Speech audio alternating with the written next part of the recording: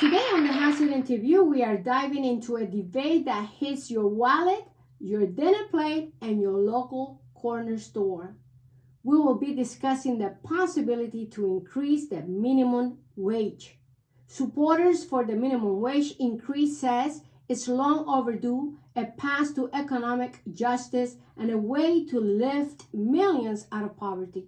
But critics warn that raising the minimum wage will make everything go up. So what's the reality? And what the United States Department of Agriculture says? The estimate 0.50% wage increase will raise food prices by less than 1%. The pass-through effect, where increased costs are fully passed to the customer, might be smaller than what we think. So yes, things may be a little bit higher, but does that outweigh the reality that millions of Americans are working full-time jobs and still cannot pay for rent or food? These questions will be answered by two powerful guests today in the hot seat.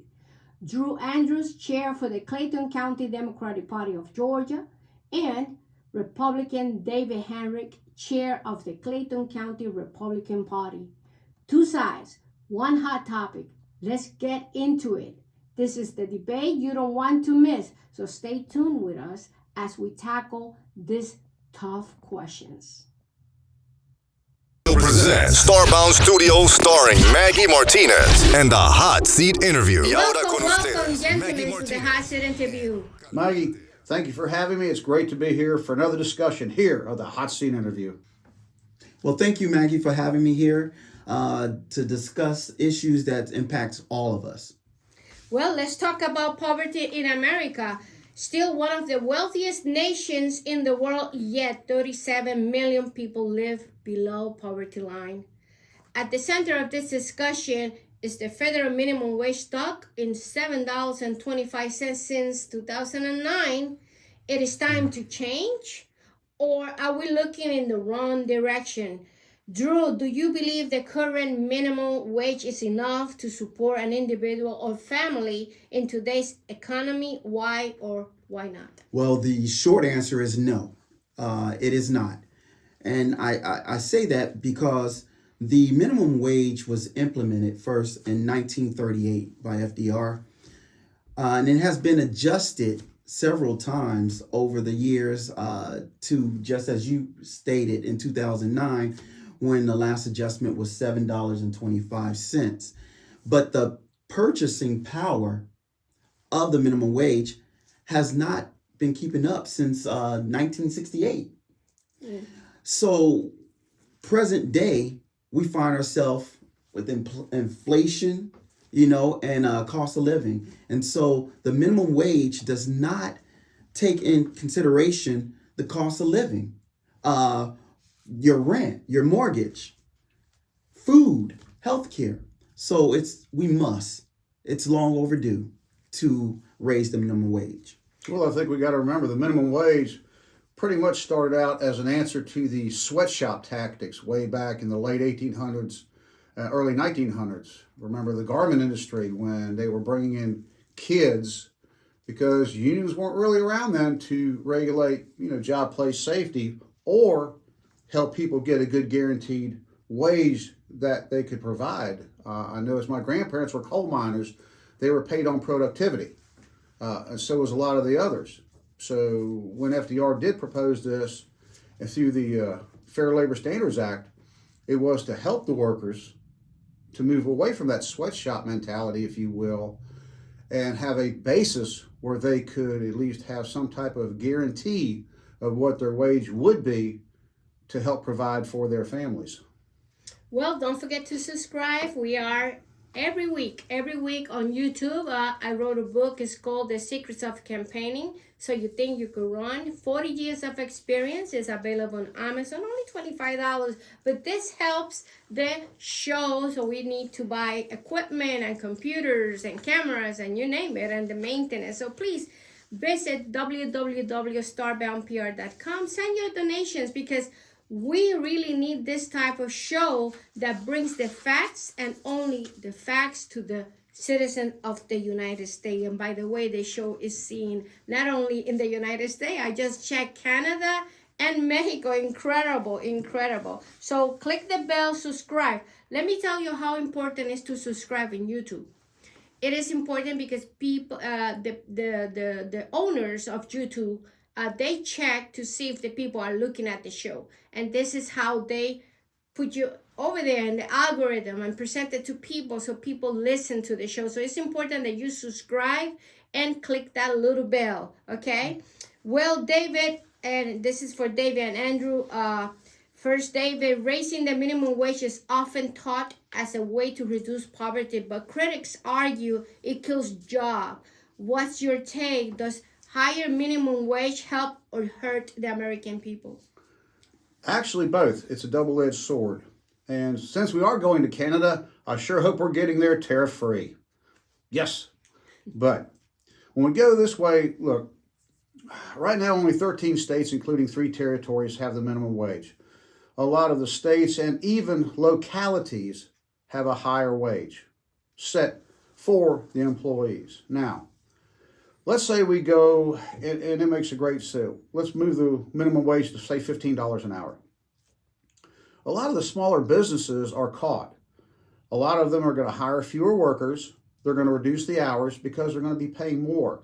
Look at what happened in California with the fast food industries. How many, and I'm just going pizza places, for instance, because they had to get rid of their drivers because they couldn't afford to pay them. You have to look at a lot of people kissed. They can move out of poverty with more money and less reliance on state and federal programs. But the backlash coming in, we look at the state of Washington, where a 2018 University of Washington study showed that as the wages increased in 2015 and 2016, went over 3% higher, employers cut their hours over 6% to offset this.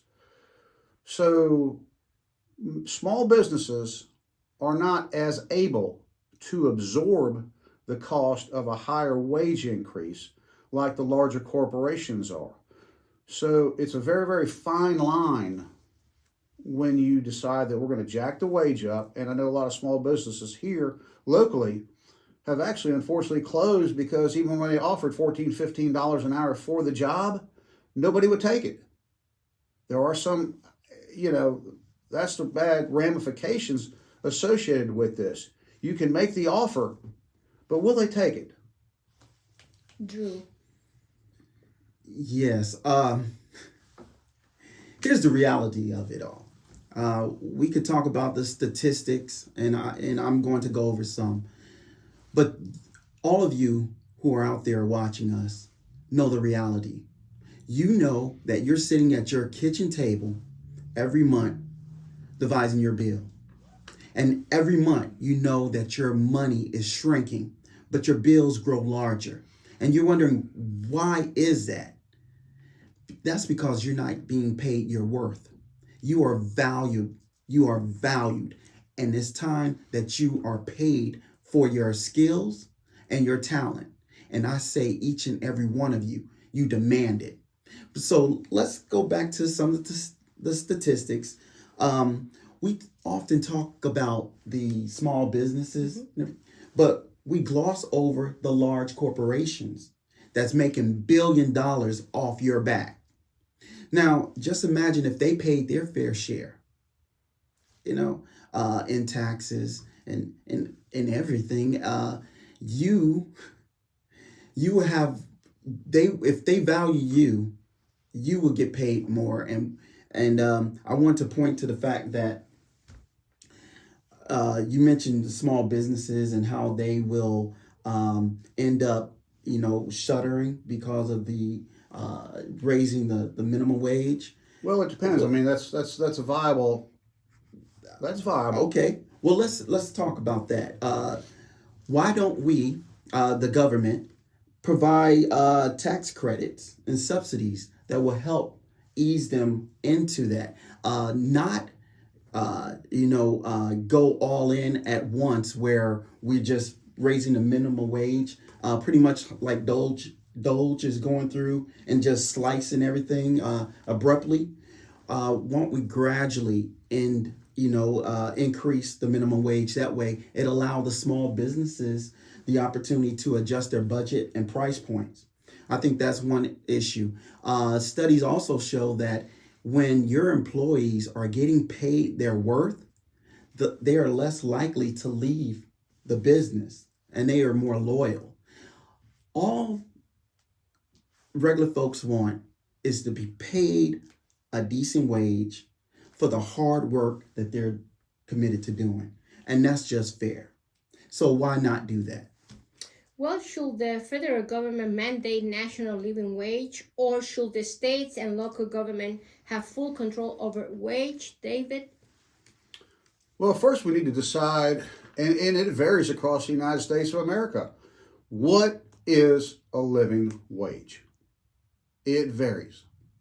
You're looking at $725, okay. So you're at $15,000 a year using round numbers. At $725, if we go up to $15 an hour, you're looking at $28,800, almost $29,000 a year. Now, if you're in an area with a low cost of living, that basically dictates how long your money pretty much lasts from paycheck to paycheck. With energy bills skyrocketing, the cost of these data centers are bringing exorbitant increases.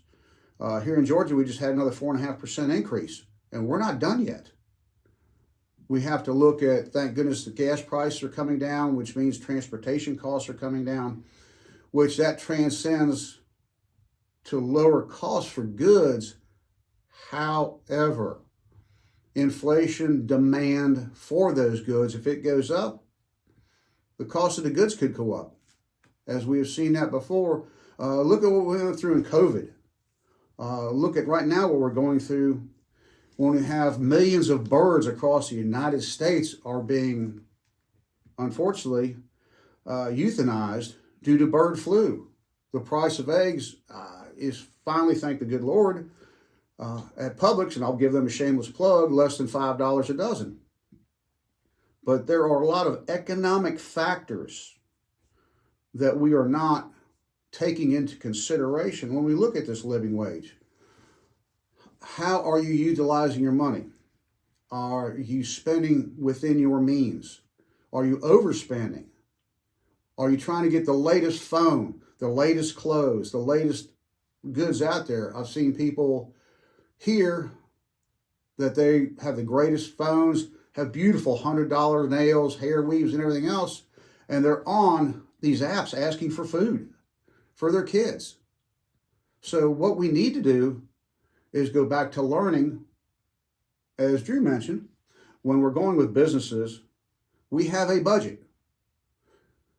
Yes, the budget can be tight. As a dad with a wife who is in college, 2 kids, and a mortgage. Yes, I can tell you I work 7 days a week to make ends meet. But we didn't exceed our budget. I think a lot of the schools should have a mandatory financial course like we had years ago. We had home ec. We had vocational training. We taught and were taught things that you need to know to be a productive adult in society. Well, Drew, let's answer the question about the national living wage should be national or should be just local, but also a rebuttal in terms of when women use their money to take care of themselves, what David just said. So let's have a little rebuttal about that, because I don't think a woman will prefer to do her nails and hair if they have to put food on the table. Yeah. Well, let me address the government issue real fast. Many of you watching do not know that here in the great state of Georgia, the minimum wage is $5.15. I'm going to say that again. In the great state of Georgia, the minimum wage is $5.15. Imagine if the federal government pushed it down to the states and said, you guys, you establish what your minimum wage would be. If you're not able to survive on $7.25, what make you think you will be able to survive on $5.15? We are not sharecroppers here in Georgia. We work hard and we demand to be paid for our talent and our skills.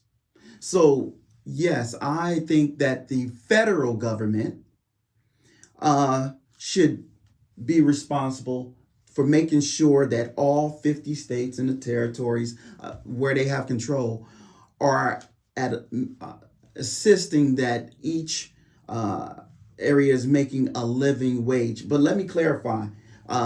Many people don't know the difference between a minimum wage and a living wage.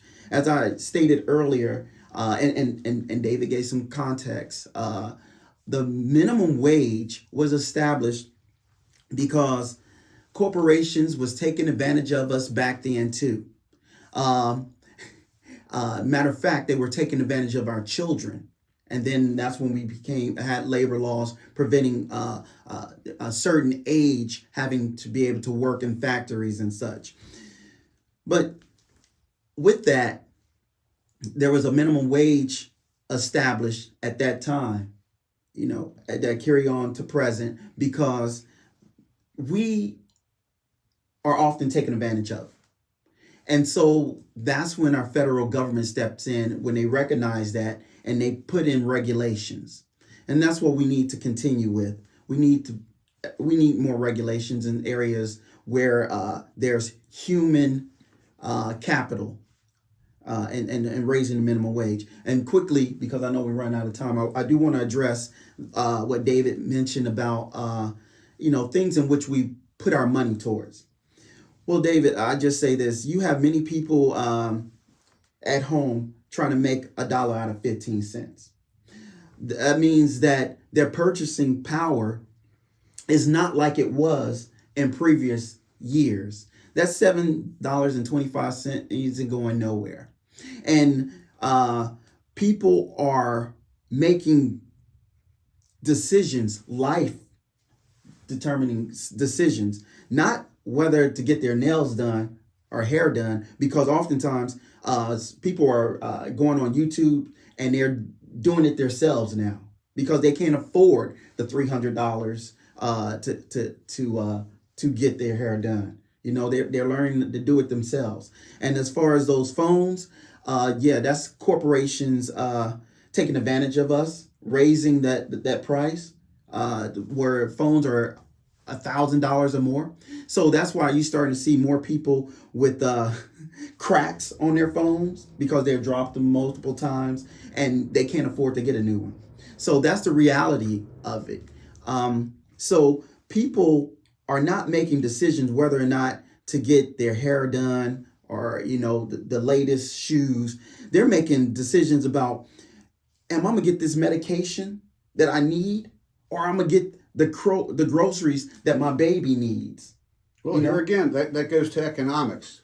Do we understand? We have lost the ability to go into personal economics, which I say that is, how do we manage our money? We work hard for our money. Our money should work hard for us, yes? So saying that, remember when I started in '75 at McDonald's, sweeping floors, mopping floors, cleaning tables at $1.80 an hour, that was an entry-level job. But what that entry-level job did teach you was responsibility, that you have work to do because someone is paying you to do it. You have to be there on time. And you develop as an employee. Now, do you have to stay there? No.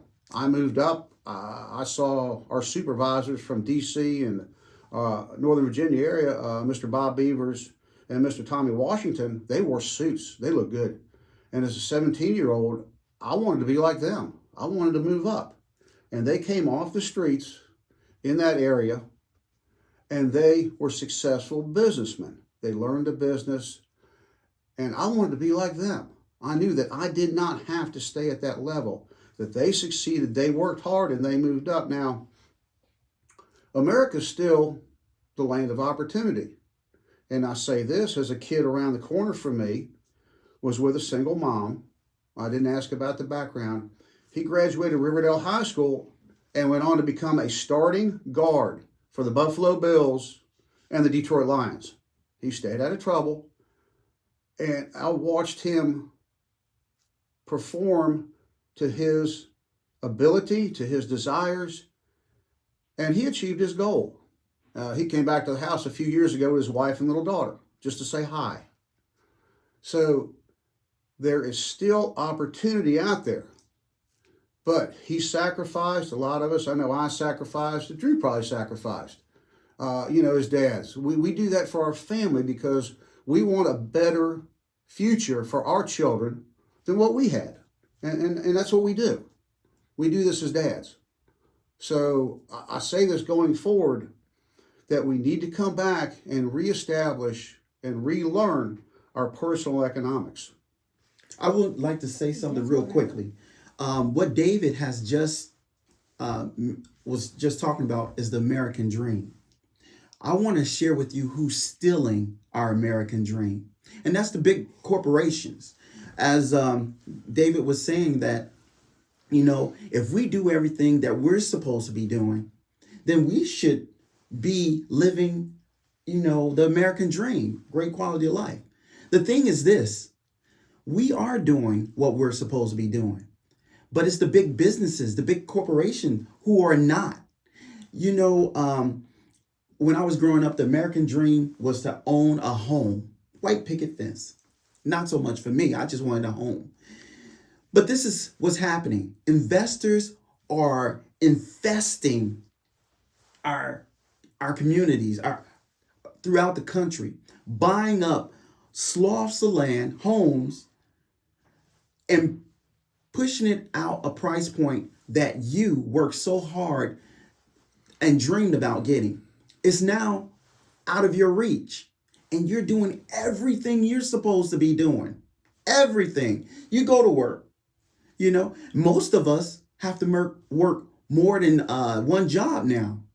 We're averaging 2 jobs because your minimum wage, and we're just trying to close that gap because we want to live the dream. But we have so much that we have to do. You have a job to pay your rent, the mortgage. You got to get another job to pay the child care if you have a child. And health care. Oh, my goodness, health care, And we ain't even talked about the food. So we're doing exactly what we need to be doing, but we're getting shafted. And so that's why it's time to raise the minimum wage. And there is no excuse. We're done with excuses. It's time to actually do it. Raise the minimum wage so we can live the American dream. And thank you for allowing me to. Yeah, no problem. Many small business owners argue that minimum wage increase will force them to lay off staff or close entirely. How do you balance the needs of low-wage workers with the pressure on small business? And I'm going to go to Andrew first and then David. I think David and I touched on this a moment ago when I mentioned that there's some tax credit and some subsidies.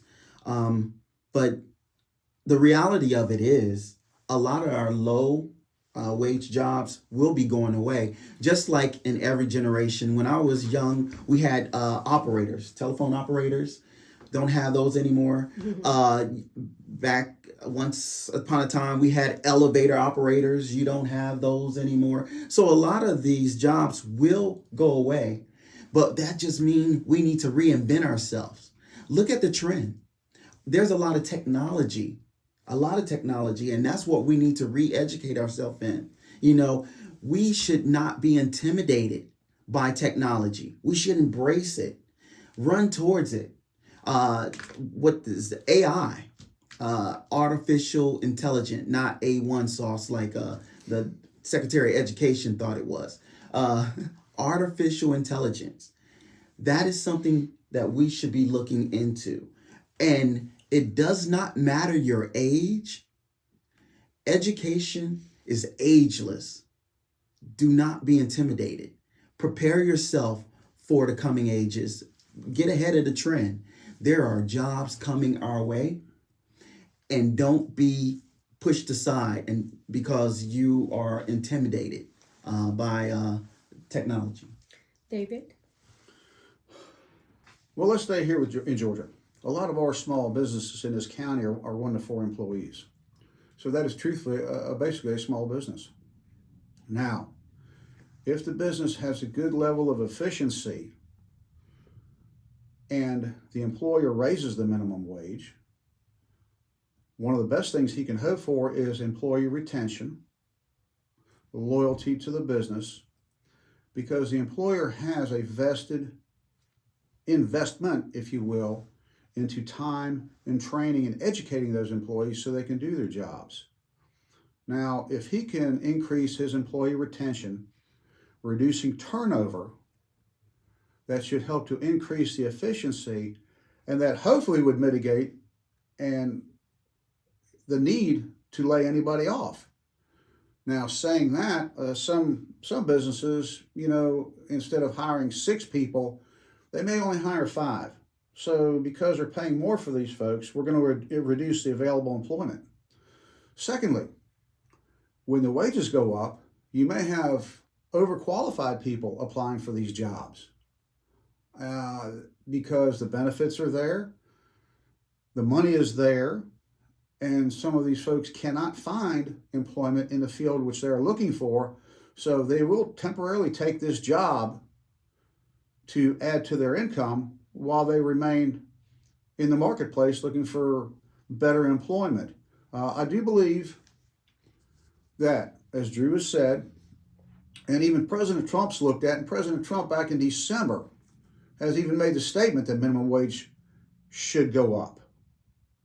However, we need to look at it as a gradual increase, which therefore can be worked in to the employer's budget without having to cost the consumers a wage or price increase, if you will, on the business product.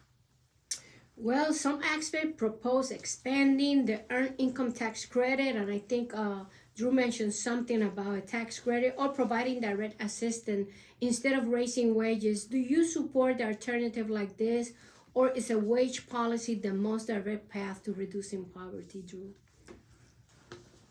Well, I believe that it's imperative that we increase the minimum wage.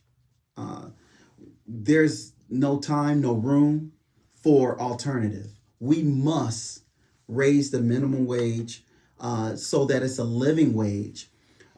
As Maggie mentioned at the top, that there's 37 million of us living in poverty. Well, that's because we continue to fight or continue to resist raising the minimum wage.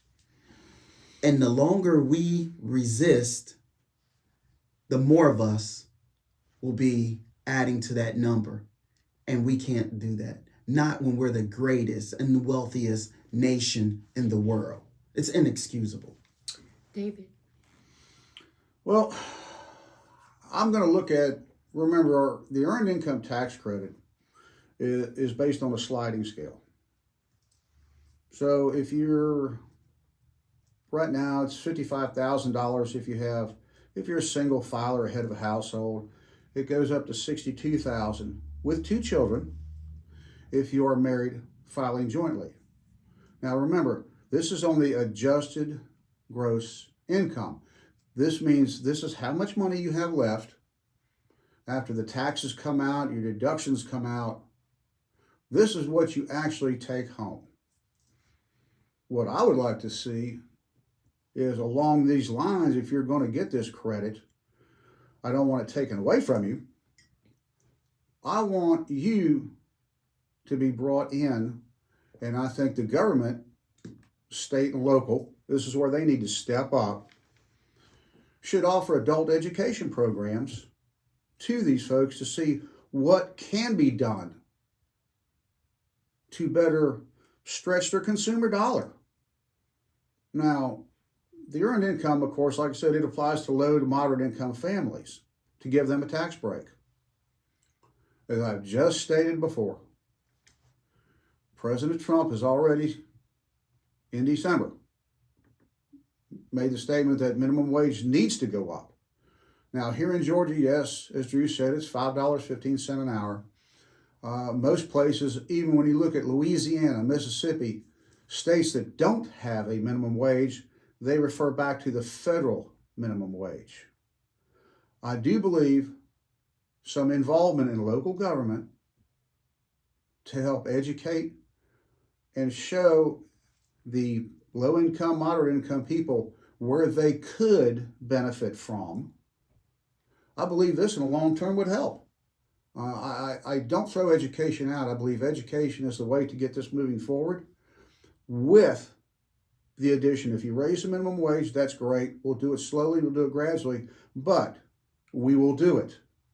As we've seen on many places, just throwing money at the problem doesn't get rid of poverty. We've been throwing money at it since the 60s, through welfare, through EBP, SNAP, whatever you want to call it, subsidized housing.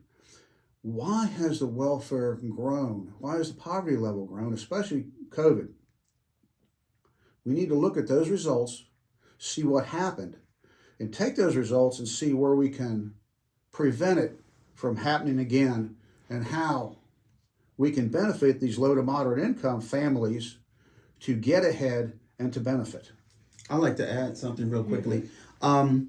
It's great to have like a financial literacy, embedded in our education system, because we do need that. We in order to build generational wealth, we need to know what that comes from. But just like the federal government, and it depends on who's in office. Right now, you have President Trump, who's been cutting jobs, cutting benefits, but also taking the axe to social initiatives to help us, those who are impoverished, help lift us up a little bit. And it's one thing to talk about welfare in a general term, and usually when someone speaks about welfare, they're talking about you. But see, they don't mention anything about corporate welfare. And so corporate welfare is where these big corporations who make billions of dollars annually get more money. Money that if they were paying their fair share, you would have it. So we would not need these social safety nets like SNAP, because the money that you're making, which they are resisting to raise the minimum wage to help lift you out of poverty, at the same time, they're cutting the social safety net where you're limited to health care, you're limited to food, SNAP, once called food stamps. You're limited to all the benefits that can help you. At the same time, they're cutting and preventing you from making a livable wage. And so what I say is they're trying to have it both ways. And we can't do that. If we're going to go after welfare, we need to go after all of it, especially corporate welfare. There's 1% that's making billions of dollars, 1% of Americans making all that money, while the rest of us are struggling. 37 million of our neighbors, friends and neighbors, and we all know someone who's struggling. But I don't know a billionaire. I've seen them on television. Yeah, I agree. However, in the General Constitution today, there has been a talk and there is discussion among the Republicans to raise the tax rate of corporate. Right now, up to 40%. It's 37 now. They put it in the paper. They are talking about this, raising this. They want to raise it possibly back to 39.7, if I remember the article. Hopefully they'll just shoot the round number at 40%. But this was in the General Constitution. Republicans are now discussing it. Will they agree on it? Who knows? We don't know. I apologize. I didn't mean to laugh. But okay. Well, it got me by surprise. Yeah. We're- Yeah, When you I said need the to read Republicans, about it. you said the Republicans, because Trump, oh man, he just cut the corporate tax. And that's why there was a big battle about shutting down the government. He just cut. So I want to read up there, and you too, tuning in. Please you check out the Journal Constitution today. Yeah, read up on that. In the A section. I can't remember, it was A11 or what the exact page number was, but you'll see a picture of Mike Johnson on there. And they brought this to the forefront, along with, hey, we need to reevaluate this. Okay, well, we will do a check, like I always say in this show, just to make sure. But I don't want to say that we're not validating what David is saying, because always when he comes to the show, he comes well versed. But we will have a check about that. Certainly, if they're doing that, I guess it's going to be a good thing, or it's going to be a bad thing. Anytime corporate America and the billionaires pay their fair share, that's a good thing. Okay. Well, Drew, you have spoken about economic justice in Georgia. How will a minimum wage increase align with your vision for equity in undeserved communities? Great question. Thank you for that. Living wage disproportionately impacts our underserved communities. Minimum wage. We are working without dignity. We are you're, for lack of a better example, is like a sharecropper. You're not getting your value right now. And so once we are paid, once the minimum wage is elevated to become the living wage, where you can afford health care, you can afford your mortgage, your rent, your food, your medicine, then you're living in dignity. And that's a win-win for everyone. That's America. That's where we need to be. That's where we need to get to. And we need to get there quick, fast, in a hurry. So to answer your question, it aligns with the underserved community perfectly. This is what we've been waiting for. David, you've been a strong advocate for free market principles, and also you mentioned before about education, getting better educated to have better jobs. How do you propose lifting people out of poverty without increasing the minimum wage? And I think this is the most important question of the show. I would say education. There's a strong correlation between financial literacy and financial success.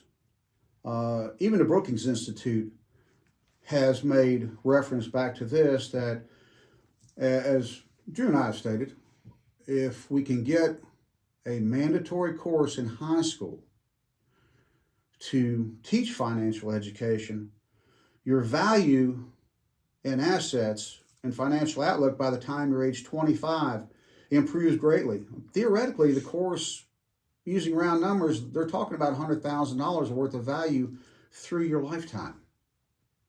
It teaches you how to make sound decisions. You have better credit scores, lower debt delinquency. Your net worth increases. You learn the value of money. Even if you have, and here again, I speak out that I started at McDonald's at $1.80 an hour. Granted, gas was 50 cents or less a gallon. I learned two things. I was getting paid and I got fed. So I didn't go hungry and I had money in my pocket. Was it a glory job? No. But my father, being a military MP, taught me the value of money. Every time I cut grass at $5 a yard, used his lawnmower, he charged me $1 to use that lawnmower. He taught me the value of money. And I believe that with the disintegration of, say, the nuclear family, you have mother, father, we have morals, we have values. I believe over the past few generations, some of this has deteriorated. We can see this where we have gangs running the streets. We have trash in our neighborhoods. the people are showing a lack of value in where they're living and where they're at. And this lack is passed down to generation. Now, I believe that the education, number one, is a starting point. I also believe, and I'll go with Drew, that we should look at gradually, on a graduated basis, increasing the minimum wage. Now, they're talking about that in Congress right now. Don't know if it'll pass. It's on the tables. Something that he mentioned, I want to rebuttal because when he said that people don't know much about financial issues or net worth or investment, in reality, we know that. We as citizens know that if we can invest money, yeah, but if you don't have money to invest, right? Yeah. Where are you going to put it? Like, I would like to take advantage of when the tariffs go down, when President Trump is making everybody richer, that is rich right now, and buy some stocks, especially with Nvidia, right? Mm-hmm. But it's not possible because I don't have the money to invest on that. Well, that's why part of it, they said, the study was based at young people coming up in the future. You know, Brookings Institute specifically said 25-year-olds. Mm-hmm. So if you get this in high school and you go to college, remember, you're looking at how to finance colleges. And I'll say this, my wife could have went to a nice university when she got her teaching degree. She went to a community college, which the cost was lower, the loans were lower, and the accumulated debt was lower. Now, a lot of these young kids, I understand, especially here in Georgia, we have some of the most famous HBCUs across the United States of America are right here in Georgia. Mm-hmm. However, and back me up on this, Drew, or correct me if I'm wrong, those are private institutions. Yes? It is our Clark Atlanta University. Yes. So they're private institutions. So the cost of tuition is definitely higher than it would be at a community college. Now, I'll say this. Here's an option. You can go there, but why don't you take your first 2 years at a community college, get some of your basic credits out of the way, and then transfer to that university that you dream of graduating. That's not out of the question. That's a very financially sound decision that you can make. Well, Drew, add to the question that I did before about how can we advocate for free market principles without raising the minimum wage? Okay. I want to just take a second to step back about the education piece. Education is extremely critical. But what's so puzzling is the current president has dismantled the Department of Education. I need you who are watching to wrap your head around that. Education is extremely critical to our livelihood, to our reaching our highest potential. But the current president, has dismantled the Department of Education. So he wants to push that back down to the states.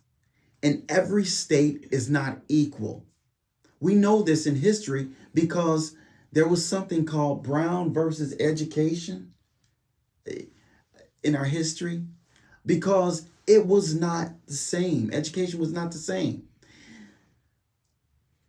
People, they are building prisons right now based off our third grade education, your reading level. They're building prisons right now based off your third grade reading test. So yes, educate yourself. Financially, please, we need to make sure that our schools, this is part of the curriculum. When we were all behind the desk and we was asking the teacher, why are you teaching this to us? We're not going to use this. So why not teach them something they're going to use? Financial literacy. Let's build generational wealth.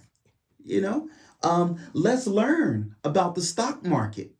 You know, let's know the difference between NASDAQ and the S&P 500, because the things that we are purchasing, we can own. We can own. We like nice shoes. Invest in the company in which your shoes come from. You know, so we need to do our homework as well. We need to know and learn. It's different now. You can go on YouTube right after you watch us, you know, the hot seat. Tune in every week. Right after you tune in, then go on, scroll down and look at some financial literacy programs, courses. They're available. We are cheating ourselves when we cheat ourselves out of education. Thank you for allowing me to expound. Well, Drew, what do you say to critics who argue that raising the minimum wage could increase automation and eliminate jobs altogether? There's a lot of studies out there I was looking at, and certainly will be some increases, but it will not be that huge. Most of those critics, if you looked into their money, you follow the money, they're making a lot of money. They're making a lot of money, and they don't want you to cut into their bottom line. That's what that's all about. But what they fail to realize, they will continue to make a lot of money as long, and you will continue to help because you're satisfied. You feel valued. And I was just thinking about the small businesses. Most of the small businesses are in our community. So we're giving back to our community. We're serving our community. It's just, we need to get paid for the talent and our skill sets. And so that's where we need to be. There's no reason why we are working at $7.25 in 2025. Absolutely no reason. Well, David, and this is for both our closing statement for the show. If you had the power today to sign a single policy into law to reduce poverty in America, what will it be and why? Drew first and then David. Wow, that is a great question and complex, but I try and do it justice. Yeah, it's very complex. And it's difficult to just think about one. You know, if I had 3 wishes or one wish and it'd be this, the policy would be, my goodness, if I was president. I'm glad you get to go first. Yeah, because you got to think about that. Wow. My policy would be for, one, raise the minimum wage, and we need to establish what the minimum wage is. It's no longer $15 an hour. If you're making less than, I say, $45,000, $50,000, if you're making less than 50, you're impoverished. So if I could just do one thing, it will raise the minimum wage to at least $23 an hour. I think it's fair to do that. Based on the study, they say it could be $25, and the increment in terms of cost in percentage. When we look at this, we have to look in percentage. It's not that high when you put it all together. David, your closing statement. I'm going to go with the Brookings Institute. I'm going to go with mandatory financial education. I believe that we've seen, unfortunately, the entry-level jobs of which I started at, when you go to McDonald's, Kentucky Fried Chicken, or some of these other places, there's nobody running a cash register. You have a kiosk you go to. You go to the electronic computer board, which doesn't call in sick, doesn't pay into Social Security, doesn't pay into state taxes, and you give your order to that kiosk, which right then and there, somebody should realize that we have lost a source of revenue to support Social Security and the local tax bases. Now, this is a sad thing that we're starting to already see that we're losing entry-level jobs. any job loss, will we ever see it come back? That's my question is, we're already reducing the amount of employment available. That's not a good thing. We should be looking at how to stimulate employment, stimulate growth. And I believe that when we go and have mandatory, and it doesn't matter if you're going to go to college or going to trade school, it's irregardless. Every person should, as Drew stated, should have a basic understanding of how your money works and how it can work for you. If you get this and have a complete understanding, when you're hearing all the stock market does this or tariffs or this, ladies and gentlemen, it's all about the almighty dollar. And I hate to say it that way, but that's what it's become. We've seen a lot of people sacrifice and spend their lives chasing it, only not to have the education on how to apply it. And as Maggie even said, how to invest it. There's not a lot of people that can deal with financial advisors. I mean, that is a luxury item, and I'll admit it. Where can we change this? Let's start where we start everywhere. You start how to learn mathematics, you learn how to read, you learn history. Let's go back into the school system and learn how you can make your money work for you. There's a couple other things I'd like to add, but I can only say one thing, so I'm going to stick with this one thing. But that would be me. I would like to see this. I think we have, as Drew said, right here in Clayton County and across the U.S., our fourth graders can't read and write. They can't do fourth grade math. Our eighth grade the same way. We're 57th overall in education in terms of comparing ourselves with the world. So if we lose our value in education, how will we compete on the global stage? So I'm going to hold fast to this. Education fundamentals needs to be our starting point. Well, today that has been very, very nice and interesting because we have on the hot seat interview David Hamrick. He's the chair for the Republican Party of Clayton County, and Drew is the chair for the Democratic Party of Clayton County. And my comment is the following: 37 million people below poverty in the United States. 22% only can go to college. Those are the questions that I live there, the thoughts that I live there. So we are creating a society of dumb people, and we have created a society that is poor. Thank you, gentlemen, for coming. Maggie, as always, it's great to be here. We need to have more conversation on this, as always. And thank you to all the listeners for tuning in and spending your time with us. Thank you, Maggie, for inviting me here again to talk about issues that impacts all of us. Don't forget to tune in. This is Maggy Martinez, the hot seat interview. Until next time.